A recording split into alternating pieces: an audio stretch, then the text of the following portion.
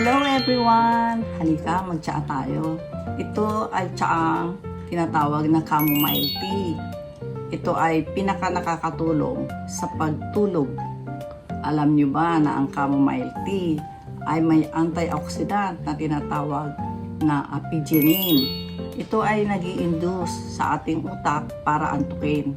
Nakakatulong ito sa may mga insomnia, sa mga di makatulog agad sa gabi. Bukod dito, nakakatulong din ang chamomile tea sa digestion, sa pagmamanage ng pagpapababa ng blood sugar, at nagpapababa ang tsansa na magkaroon tayo ng sakit sa puso. May anti-inflammatory din properties ito na nakakatulong sa ating immune system. Kaya doon sa mga hindi na pagkakatulog na mga senior katulad ko, at kahit na hindi sa senior, basta nahihirapan matulog, pwede tayong mag-take ng chamomile tea. Kesa tayo ay bibili pa ng mga sleeping pills na nabibili natin sa mga drugstore, di ba? Ganito ang tamang pag-i-steep ng chamomile tea. Maglalagay tayo nito dito sa tea strainer ng chamomile tea ng 1 to 3 teaspoon.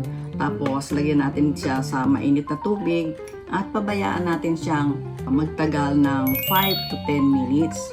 At presto! Meron na tayong chamomile tea. Let's try it! Sarap. Ang bango. May kunti siyang parang lasang ano. Depende sa lasa nyo to eh. Parang may lasa siyang gatas. Pero hindi siya, wala siyang halos tamis.